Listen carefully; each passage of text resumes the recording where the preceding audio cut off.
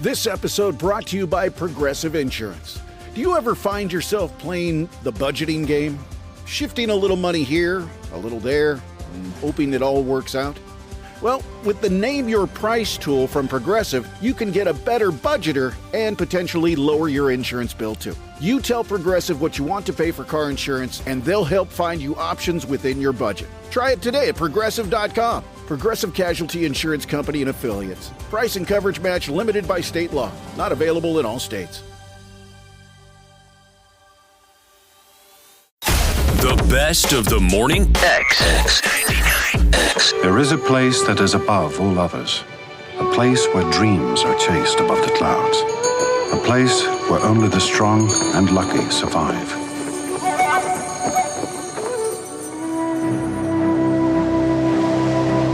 The top of the world, where the wind is fiercest, is a desolate, deathly place where humans cannot live. Every breath burns the lungs like cold fire. Many have died there on the mountain known as Everest. The Morning X, Barnes, Leslie, and Jimmy, many have died there. This man has not. He's back to tell about it. Matt Dickinson's got a new book out, The Other Side of Everest, Climbing the North Face Through the Killer Storm.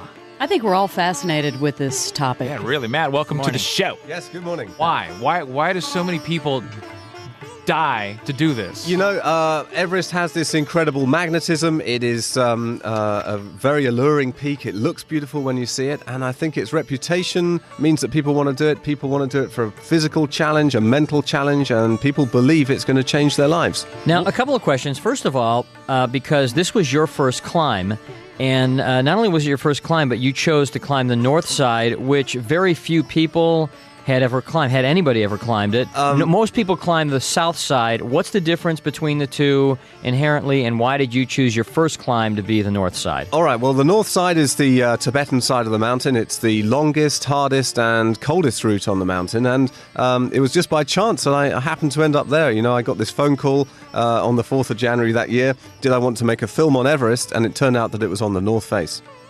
And was there, did you jump right on the opportunity, or did you have any reservation at all, thinking, maybe I should start a little smaller, maybe I should go skiing in Vail first? Well, I was scared. I was very, very scared. And, I did think about it for about 3 seconds. But I'm an adventure filmmaker. It's my life to make films about expeditions, and this was a great opportunity. Does it cost money to climb Everest?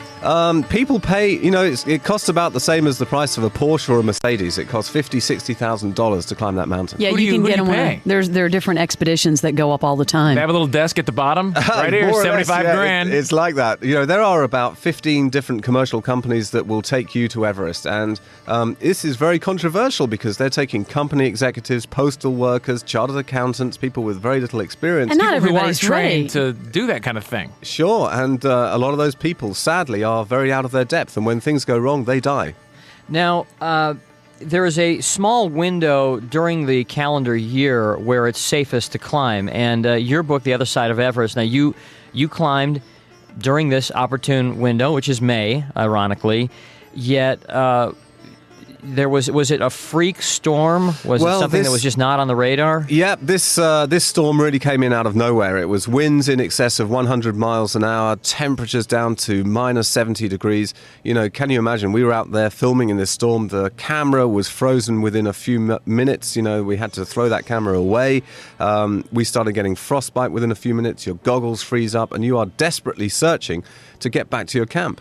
What's amazing to me is because people have been climbing Mount Everest for many years, and Sir Edmund Hillary, I believe, first climbed it. What year was that? That was in 53. And so now, because we see movies like Everest, and we see you guys going up there, with the polar tech, and all the, the state-of-the-art protective gear. And just think about what that was like back in the 50s before they had such a thing as polar tech or, Thinsulate or any of that stuff. And even before that, in the 1920s, those old expeditions were going up in tweeds and hobnail boots, and they were just, it was incredible what they did. What did you do to get your body prepared for making this climb? Well, you have to put on as much weight as you can. Not a lot of people know that you have to be overweight on day one of an Everest expedition. Really? You would think you need to be fit. No, you need to be fit, but you need to be fat because you lose 2 pounds of body weight for every week that you are on that mountain. And also, we talked a little bit earlier, and when we had David Brashears on a few months ago, he talked about you don't just get out of a minivan and start climbing. It takes weeks just to acclimate yourself to the climate. Explain how long First of all, when the plane drops you off, you're still how far from the base? Well, on Everest, you start at Kathmandu, you work your way up onto the plateau, and at base camp, you're still about 20 miles away from the mountain. So you are still a long way away from the real climbing. You have to walk 20 miles just to get to the mountain. To get to start. That is just the starting point. You can't drive that 20 miles? And then you are at 22,000 feet, and you've still got, you've got to get up to 29,000 feet. So the challenge is really big. You can't hop on a Jeep and take that 20-mile run to the bottom of the mountain? Or a helicopter? Sadly not. No, you've got to walk in. Why can't you just chopper into the base camp?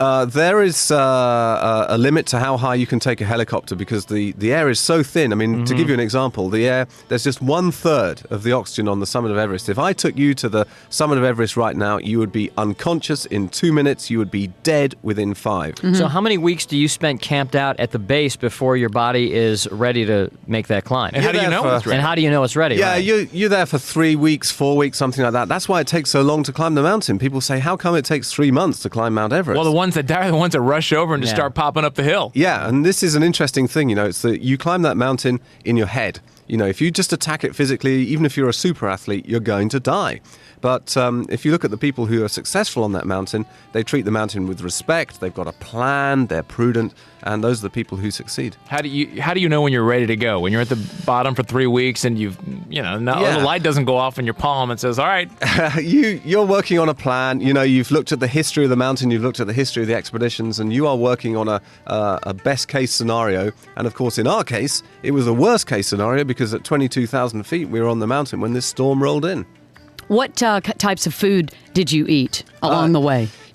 They say you climb Everest around the dinner table, and that is true. You have to jam 5,000 calories into your body every day. Or you should, okay? Now give us an idea. The average person will eat how much in a day? Back at home here, you might eat 1,500 to 2,000 So what were you eating?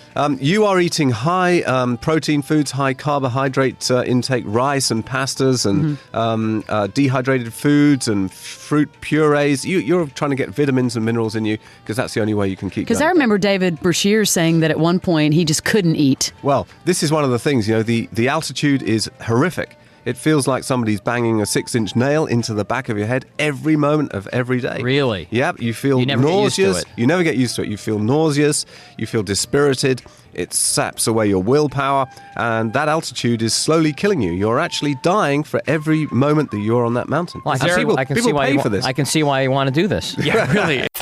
More of that story is coming up next after the short break. You're listening to the Best of the Morning X with Barnes, Leslie, and Jimmy. 99X.